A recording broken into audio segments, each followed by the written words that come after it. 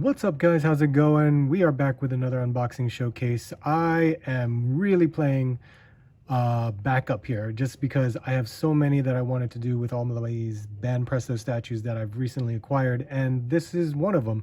This is Banpresto Glitter and Glamours line. This is Jewelry Bonney from One Piece. 最悪の世代こう一点ボニー海賊団大ぐらいのボニーだいざおかわりうわ何しやがんだってね余った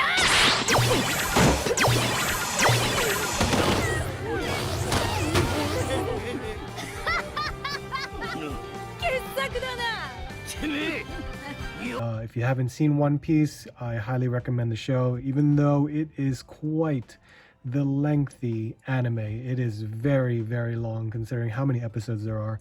But Jewelry Bonney is one of those characters that had to have been on this Glitter and Glamours line. And this is an older figure. This is an older one dating back, I believe, 2017. So me acquiring it now just because I have a new fondness for all of these Banpresto statues, including the Glitter and Glamours line. So let's go ahead and open this box up, take a look and see what we got inside. As you know, I always open the boxes for you. Now, oh, little disclaimer here. This I purchased on Mercari. So this is used. This is new to me, but used before. So someone had this in their collection and was very nice to sell it to me. And I am very happy with it. On the box, as you can see, this was a special version because this is Boa Hancock. There were two different versions, and Jewelry Bonney, there were two different versions as well. But we'll open it up and see how everything goes. He apparently left all the inserts in here, and everything is bagged like it would be if you were to open this up brand new. But we will see. I think I can just pull everything out from right here. Yep, there we go. But you can tell. Cardboard inserts still intact, and everything looks like it's in its original baggie. So this guy does what I do. He actually keeps all of the bags in place. So let's kind of go over and show you what comes in it. As you see here, you can easily just take this all out. And there you have it. So we got three pieces going on. Let me just lower this here. All right, hey, there's my little guy right there. All right, so we have the whole body, which is not, you don't have to take it apart. It looks like the peg from the stand. It comes as a separate piece, but it's a part of it, so you do have to insert it in there as well. So here's the stand right there. Small stand. Don't know if there's anything wrong with it or if there's any parts missing to it, but that's the risk you get when you buy something used. So there you have that. And of course we have the head sculpt. Everything looks pretty good. It does have some like slight dirt, but we can overlook that. As you can see, there's a little bit of dirt there. But let's go over the paint and sculpt. Okay, so from the sculpt is, it's beautiful. Female figure, it's definitely beautiful, the way it's posed and the way it stands. So let's start with the clothing. Of course, how it is done. We have these gold boots with these, I guess, frills on the end of them, but everything is in this gold color, and you can see the stress lines in the material itself. So that's always nice touches that they have going on. We do have some paint blemishes right here, which isn't too bad. You know, normally we'll see that. Also with these stockings going on, only going like half thigh up, there is a paint blemish right here. That was probably done by the manufacturer. That, I guess you can't help that. You can see that right there. And of course we have her very short shorts and suspenders. Suspenders looks like it was a separate piece that is basically glued on, but it's still very well painted. You can see the buckles, they're all painted in gold. We have different colors in the shorts as well, including the pattern here. This is like a tampo pattern of the paint, so that's still pretty nice to see that that was done very well.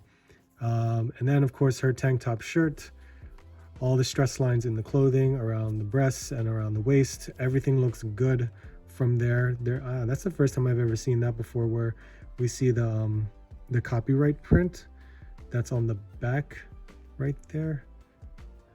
course, it's out of the way. It's on the back. You won't see it, but the fact that it's on there, that's the first time I've ever seen it being done on the statue itself. Oh, there's some gold paint splotches right there on the suspenders, on the white. Skin tone is nice. Skin tone. On camera, it looks more pale, but in hand, it's a little bit warmer. Maybe that might be the lighting that I have going on, but it's a much more warmer tone, but it is still uniform and very nice. There are some color differences in the shading, so that actually does a very good job. There's some paint rub here. Oh no, came right off, or some dirt, whatever. But there is a little bit of it. It's probably dust. Yeah, I can probably see that it's mostly dust, so I probably have to clean this guy up. And of course here, yep, there's a little bit of some dust going on. Like I said, this was used, but I'm happy to have it in my collection. And of course, we have the neck peg for the head, because with most Banpresto statues, there is assembly required. And of course, here is the head. Very, very nice with the hair. Look at all the different strands that they got going on. It is only a one-tone color, so there is no like black wash for any shading.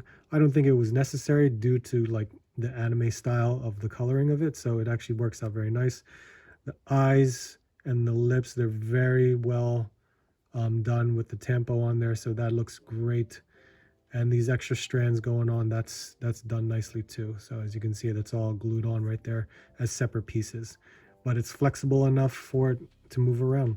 And of course, we've got the peg hole right there, which we are going to assemble. And because our hand's in the way, I feel like this hair is going to be on the opposite end. So we will just make sure. You'll see the shape of the peg hole. There is that crevice in there, so you got to make sure it lines up to how you're inserting it. And right there. And of course, if you didn't know, you could just take a look at the box and determine it from that point on as well. So that is exactly how it is. So you could see her hand is actually in her hair as well. Let's put the stand on. Let's see how this is. Well, you can kind of tell. And it will just peg into place. Yep, just like so. Now, will it stand properly? Because sometimes, angled weird, it might not. But it is standing nicely. So, let's just move it on back and see how that looks. It looks really, really nice. I love the Glitter and Glamours line when it does justice to the female characters. So, let's get some comparisons. You know what, maybe I'll clean this up a little bit too, and then we'll get some comparisons going. Okay, so first things first, she stands at right about 10 inches tall. That's actually really awesome, because I love the larger statues of the anime characters that I collect. But when we're going to do some comparisons for One Piece, I actually have some other Glitter and Glamours, such as Boa Hancock right there. Now, I can't remember in terms of their height, but height-wise and scale, that actually works very well, considering the fact that with other Glitter and Glamours line, they should, you know, be in the same scale. On the other hand, when it comes to other One Piece statues that I have, because I like the larger scale, here is Nami with her. This is a larger scale. Of course, this is a Grandista line. And as you can see in terms of height, that, of course, it's off camera, that is much, much larger in scale. So, of course, with that, with other Grandista lines, here is Luffy, which he should not be taller than her, of course. So, and then just to have Law right there, you can see in regards to the height differences when it comes to the different lines. I mean, Grandista line is, of course, the largest line, and then the other ones, it can all vary depending upon scale. But there is your comparison with Jewelry Bonney. So there you have it, guys. Just a quick unboxing showcase for the Banpresto Glitter and Glamours one-piece jewelry Bonney. Glad to have this older character in my older figure / statue in my collection, just because it's part of my One Piece collection.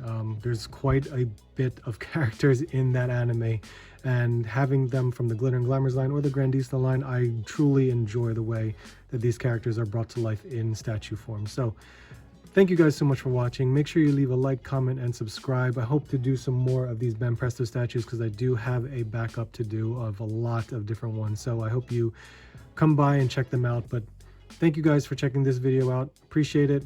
Hope to see you soon. Hope to see you on the next hunt.